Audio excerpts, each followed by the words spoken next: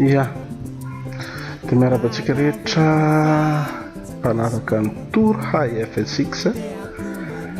iarahana amin'ny Malagasy Flight Simmers izay atolotro androany feno soa. Raha tafarantsika anjery ny tao amin'ny menu FSX na nolazaintsika hoe sadouble fina dia androantsika hiditra any anaty cockpit. Misy parametra atao dia manasantsika ara anaraka amin'izay tadiditsika tsara izy io androany zantsika dia tonga dia anidina décollage rehefa vita amin'ny parametra tamin'ilay vidéo farany iny afaka havenina jerena tsindrina ny décollage tonga atao amin'ny aty ambony fiaramanidina tsika moa zany hoe Duvato. Ok, inona no tsara ho fantatrato ny hita voalohany eto zany dia reto barre de menu reto: vol, approche, environnement, option, vue, aide, tony adonsa fa complémentaire misy eo dia tiako mety tsisy eo aminao tsy manenina zany. Menu anankiray io menu faharoa amin'ny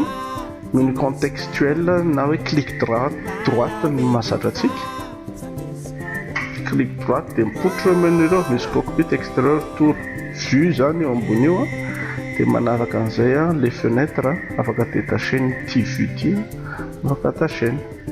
titre dans les fenêtres raha ilaina reo. Masquer la barre de menu zany hoe tsy apoitra io dia mode souris mode volant iny hitantsika tany amin'ny commande iny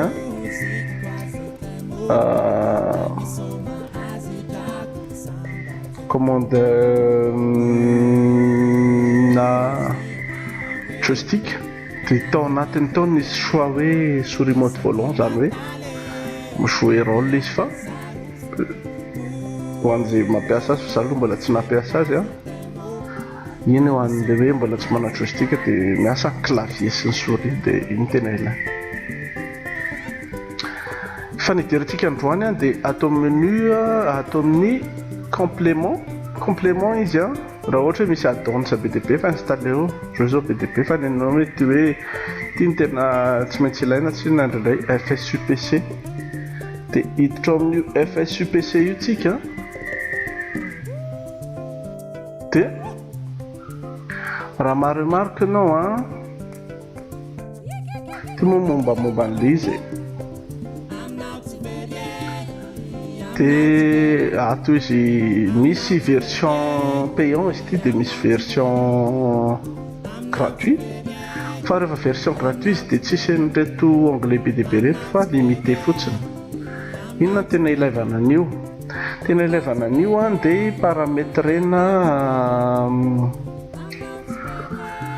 parametrena ny instrumentanao mioc, bouton, levier, axe zay ny tena hita eo hitantsika eo atao amin'ny onglet moa zany hoe bouton, switches, key press, axis assignment, joystick calibration, about login misy ilaina eo wind etc. Fa tena jerentsika androany dia ny configuration an'ny yoc sy ny joystick raha mana joystick na yoc anao na palionnier anao na quadrant zany le manette de gaz axis. Mijerentsika voalohany dia ny axis ity axis voalohany ity zavatra hita ao dia BDB misy bouton dia misy maromaro izy ato tokony ho izy ty spécifique ty tokony tsy grisé ohatr'izao efa grisé satria efa miparametraka tamin'ny voalohany. Inona moa le profil spécifique zany hoe le avion safidinao teo zany amin'iny avion iny ihany no appliqué reto zavatra ataontsika manaraka reto. sinon rehefa tsy cocheny dia appliquer en général amin'izay avion mbola tsy paramétré eo. Ok,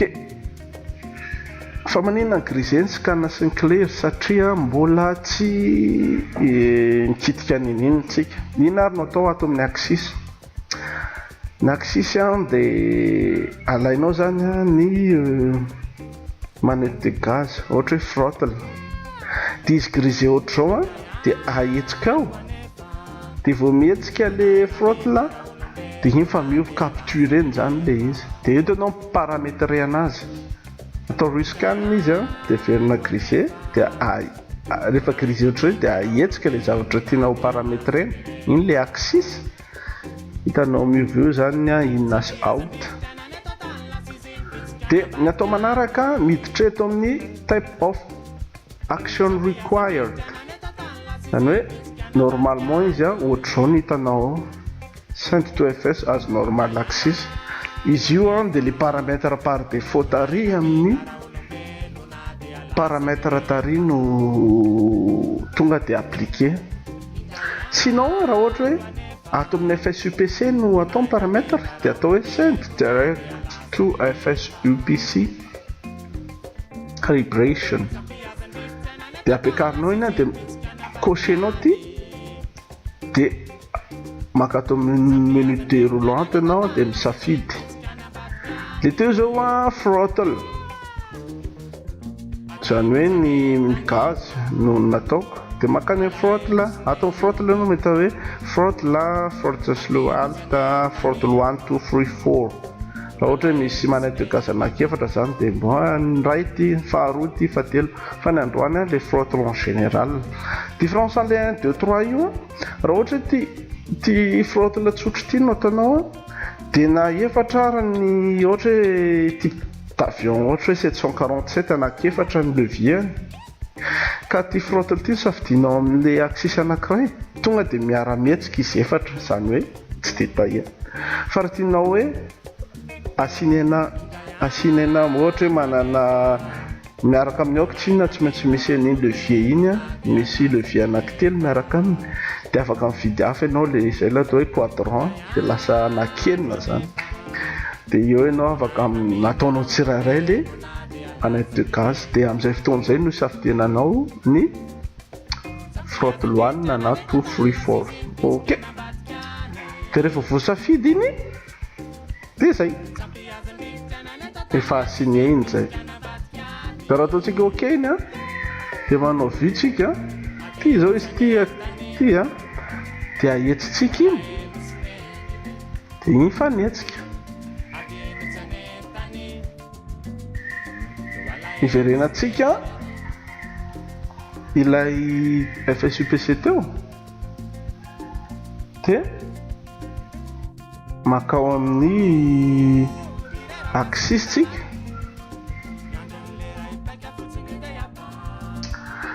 dia ataontsika scanne karaha ohatra asorintsika zao ty raha hoe asorina le niasinena teo dia ataontsika ok. Dia raha manetsika raha dia tsisy neninona mihetsika eo, tsy hitanao tsy mihetsika nefa ato ambany ato efa manetsika. Ok, dikan'izay tsy assigné le izy. Dia iverenatsika indray zany izy FSUPC, dia maka atao amin'ny axis assignment tsika, dia iny ok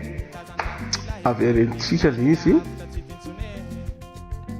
sélectionnena dia throttle dia scan dia manitsaka indray dia radar dikan'io dia efa assigné zany izy. Fa manino ty mihetsiketsiky ohatr'izao, pendapendana ohatr'izao satria mety efa misy jeu an'le radar, misy axe zone morte sy ny sisa, tsy mampanenina azy iny.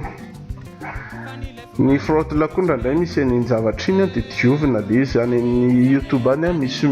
tuto hoe ahoana fomba fanadiovana an'iny sy Sinon manatona spécialiste mahasamana manamboatra azy ianao na ety toerana na any ampitan-dranomasina raha misy. Raha tsy zany dia ianao dia afaka manao azy, afaka mirisika koa indraindray. Ok, dia ataonao ohatry red wall izy rehetra dia manao riscan ianao dia rehefa manao riscan dia ahetsika indray ilay zavatra tianao ahetsika. Iny zao ny aoka na ahetsika elevator dia tonga dia efa atao moa iny. Dia indraindray misy an'ilay axe le niteneniko teo hoe zone morte, pendrapendranao ohatr'izao le izy. Dia maka ato amin'ny joystick calibration anao dia tadiavinao ato ohatra hoe throttle, ahetsiko le throttle dia eo le izy dia afa ataonao hoe set dia afaka atomboka hoe anomboka eto no ataoko ny capturer izy ohatra hoe eto zao dia set dia atreto satria eo ihany zany ny fetifety ataoko hoe atreto zany minimum eto ohatra satria hoe misy zone morte be dia atao atreto koa le ray dia amin'izay fotoan'izay ok. Rehefa ok izy moa zany tonga dia hitanareo hoe lasao fa iny dia le zone anatsika teo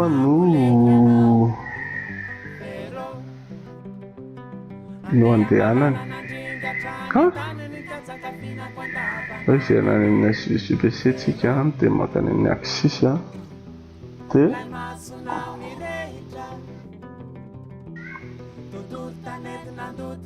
joystick calibration dia afaka atao reset iny rehefa misy zone morte raha ohatra tsy tianao amboarina le izy dia ohatran'izay ny ilevana zone calibration. Atondray key bouton and switches. Misy switch reny zany karazana switch dia mitovy amin'ny bouton manko ny switch dia rehefa pendesinao le bouton switch dia misy an'iny valeur iny dia tianao assigner zavatra izy iny dia tsindrinao aloha hoe spécifique mba tsy hifangaro amin'ireo planina hafa dia ataonao hoe spécifique eto io le niteneniko teo raha tary zany dia spécifique dia averinao tsindrina le bouton dia iny zao bouton anankiray iny dia iny bouton faharoa dia select to flight simulator control dia contrôlenao any dia ato izy hoe control send when bouton pressed dia tapenao le inona no rôle an'iny ohatra hoe tsy haiko misy karazany be dia be ohatra zao hoe ataoko hoe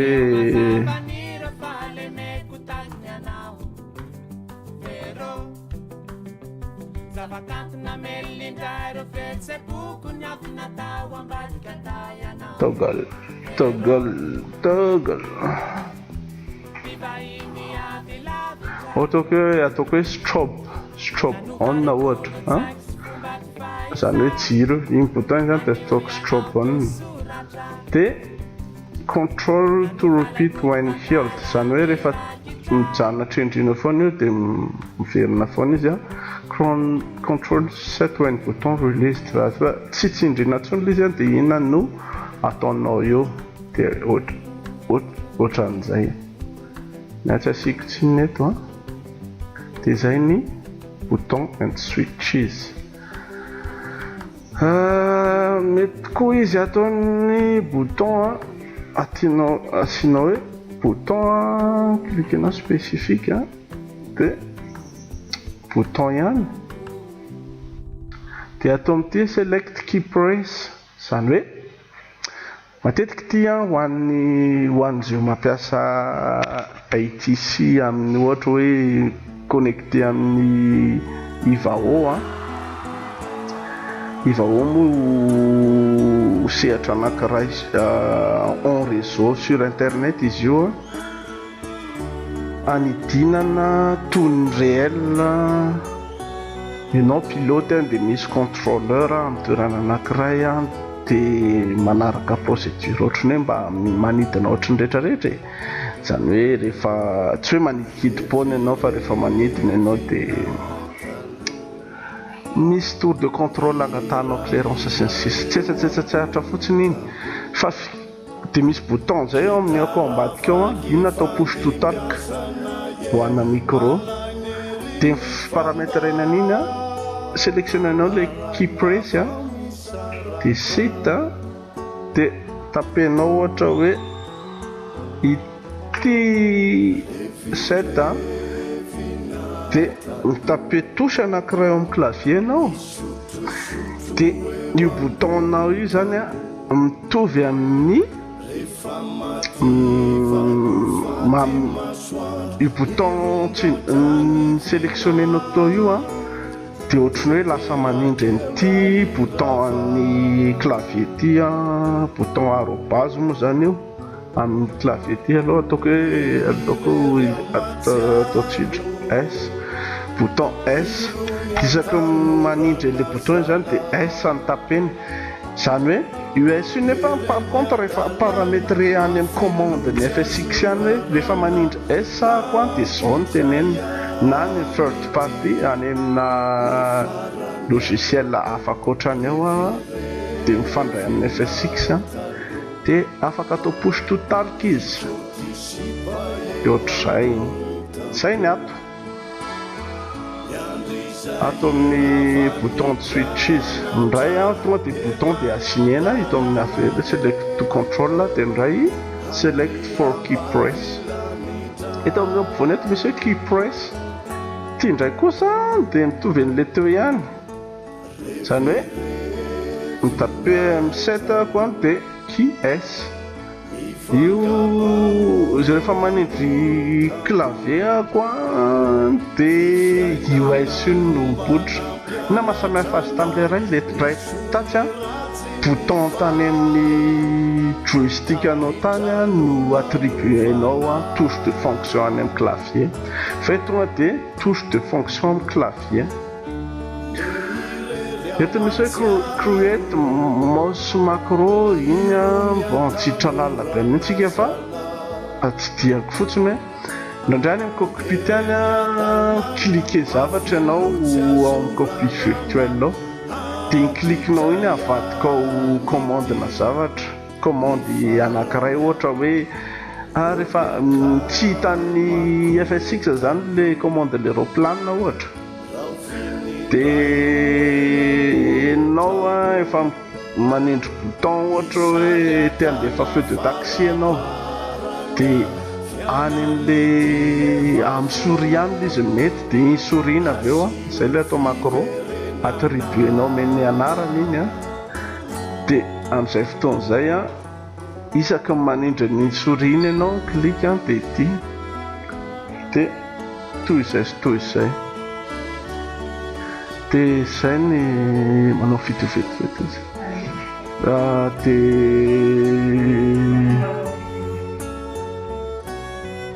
dia izay ny zavatra ato anatin'ity ty zany hoe manindry ianao ato dia S dia parametrenao ato ny commande izy izay tianao atao any mitovy an'ilay tatsy any hoe inona amin'reto commande reto ok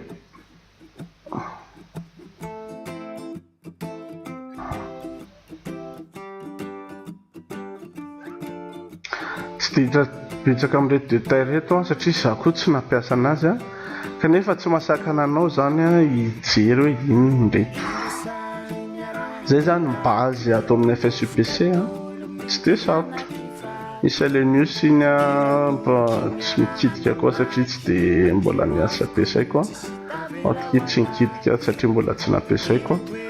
ireo zavatra ireo ihany zany no tena ilaina betsaka ato kely zay zavatra rehefa miasa be zay amin'ny commande rehetrarehetra satria indrindrindrindra hoe manana switch ianao manana instrument maromaro saitaiko na akoatran'izay ianao dia afaka parametrena akoatran'ny eny na dia ny goflette ara dia mety fa indraindray ny goflette selon amin'ny mise à jour dia indraindray iny tsy mety. Dia zay ny